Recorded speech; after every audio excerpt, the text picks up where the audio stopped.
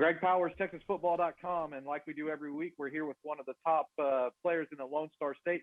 This week, it's Cole Hutson, Frisco, Texas. Man, play at what I guess was one of the top Frisco teams. There's a lot of teams in Frisco, man. So you guys had a great season last year. Congratulations! I know watching your tape, wherever you were going, that football was going. So just kind of walk us through what that season was like. It was a great season. I know with COVID and the pandemic going on, it's kind of really tough to create more of a team bonding situations and kind of stuff like that for all of us to kind of join together. But throughout the season, we did a really good job of trying to stay as a team and staying as one goal and proceed with our culture that we normally try to instill whenever we're really early in the program. And throughout the season, we did really, really well on achieving that goal. Every play, we want to strive and we want to win the play, basically, win every rep. And going in that mindset and kind of having that mentality is really big for us, and up front especially because we're just such a smash mouth football team, and we love to get after some kids. You mentioned it, man. You guys are a smash mouth football team. What's it like being a top guy on the up front for a team that you know is going to be lining up and running behind you? Well, I mean, I like it. It gives me a sense of aggression and kind of be able to use my aggression in the right way and be able to kind of dominate over other guys. So it's kind of my favorite part of the job, and being able to kind of put guys in their place and have a few pancakes on the side. Yeah, as a matter of fact, former offensive lineman Jack Anderson, I actually nicknamed Mr. Pancake back when he was in high school. So I'm going to have to, this year it's my goal. I'm going to have to think of a good nickname for you. So I'm going to go to work on that one. So that one was pretty good. So if I'm going to top Jack, it's going to have to be better than that. So let me think about it for a while. It was cool to kind of see him go through the draft. That was really cool for me to kind of see that a guy from Frisco being able to go that far. I mean, just props to him, and he's been working so hard for it. And it was really cool to kind of see that, and being able to have the coaches to tell me about him and all this stuff. I know Frisco is a team.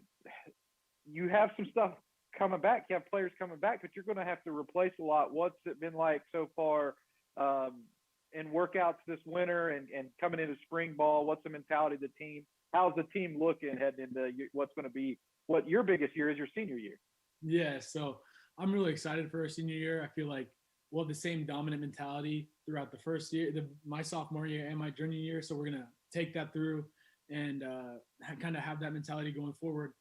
But I'm really excited for some of the new guys that are going to have to step up in the program, because I feel like a lot of our guys have been doing their due diligence and being able to kind of sit behind other people and know the offense and know the defense and kind of get reps, mental reps from those older guys. And so they got some of the mental reps that the other older guys didn't get before. So I feel like we're going to be really something special.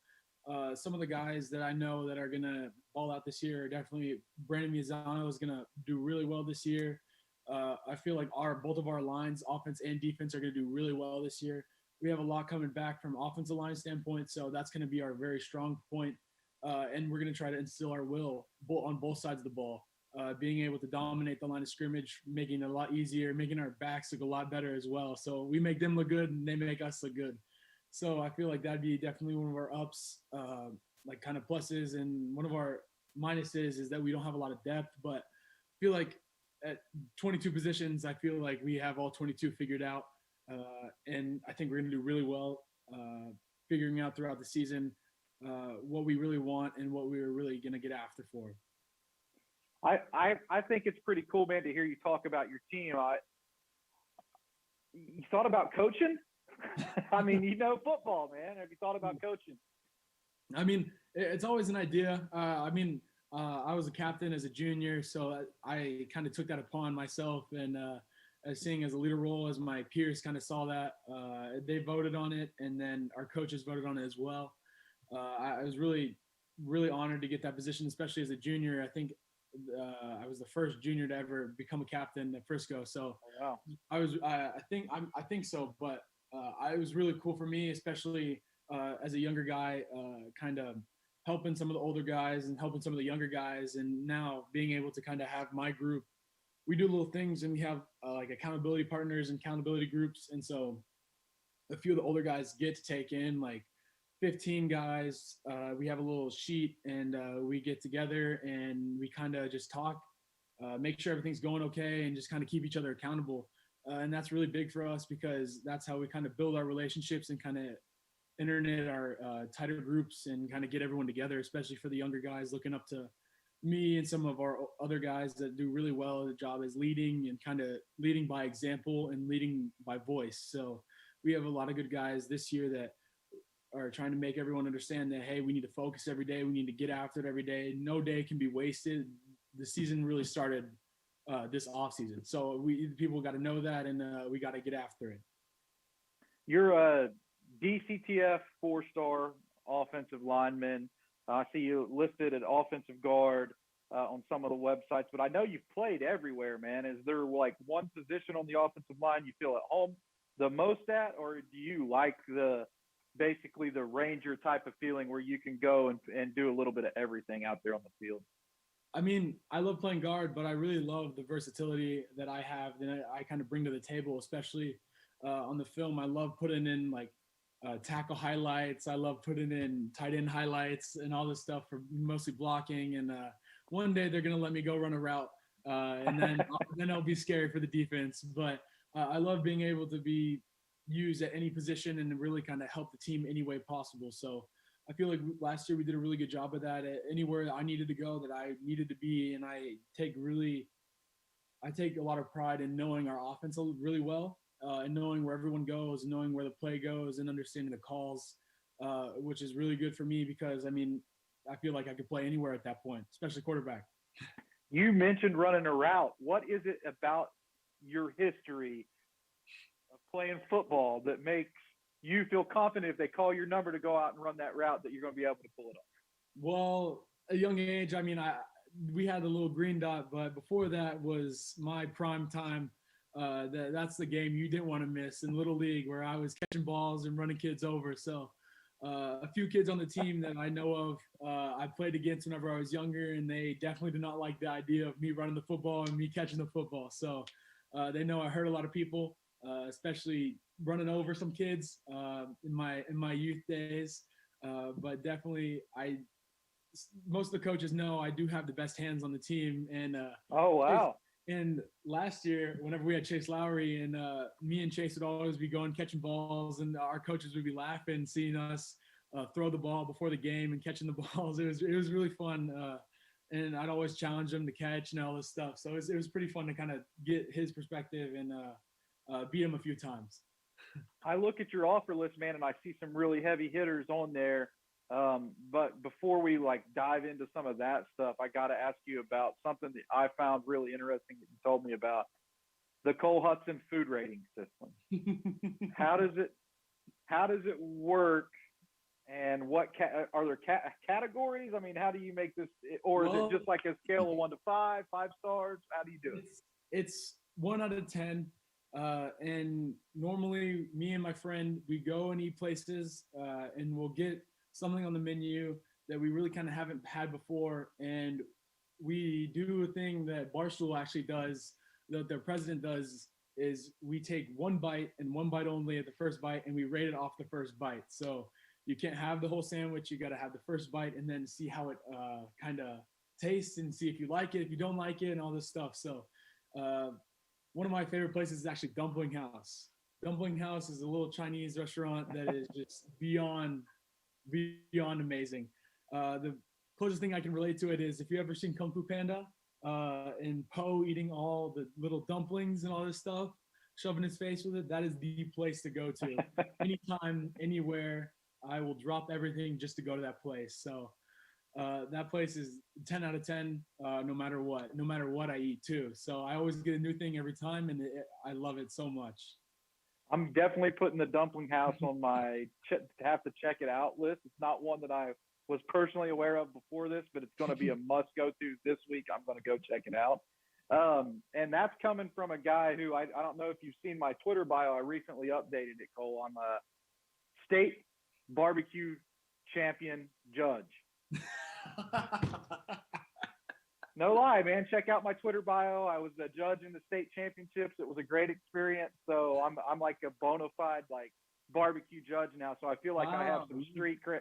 I got some street cred behind me now whenever I go out and judge these food places. Wow, you're a connoisseur now. You got to give me some tips sometime.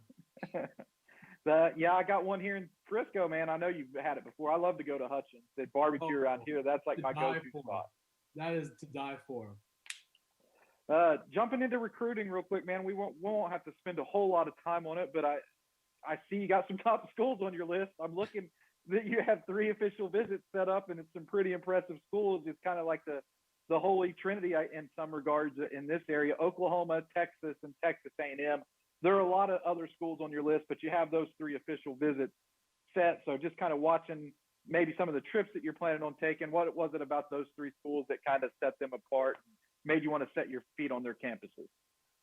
Definitely that kind of every program brings in something different that I really like and kind of really hit home for me, because our culture, our high school, and some of the values that I value, definitely I saw in those 3 schools and a few other schools that I'm still talking to, and still trying to build my relationships and kind of build upon what we've been doing since my sophomore year. So I've been really blessed for everything I've had, but those right now are kind of my top 3-ish, and I'm still working for others. And I love building my relationships, because you never know where anyone goes. So everyone could go somewhere else, but I really like the coaches at all those schools, and definitely more too.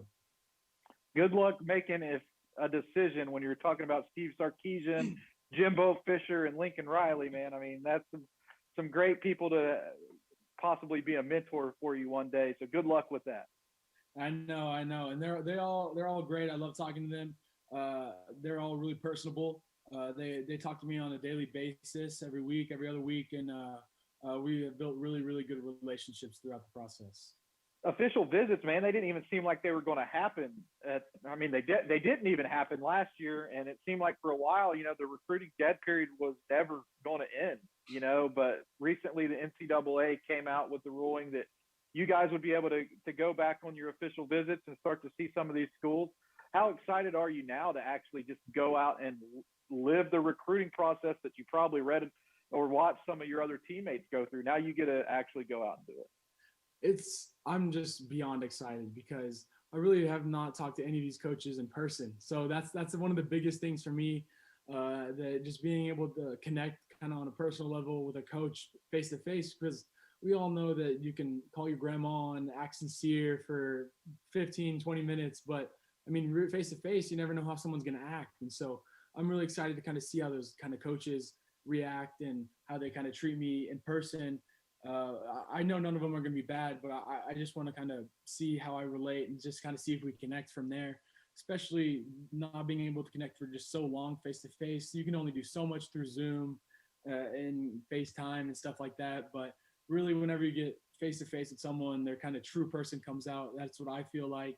And then from there, the school itself, I mean, I'm excited to just go and be able to see the football facilities, because I haven't taken any official visits whatsoever, and the whole pandemic thing didn't let me go. And so I'm beyond excited to go and just kind of see and get a feel if it's going to be home for me, and be able to kind of tour the whole facility. But mostly for me is about the connections with the coaches.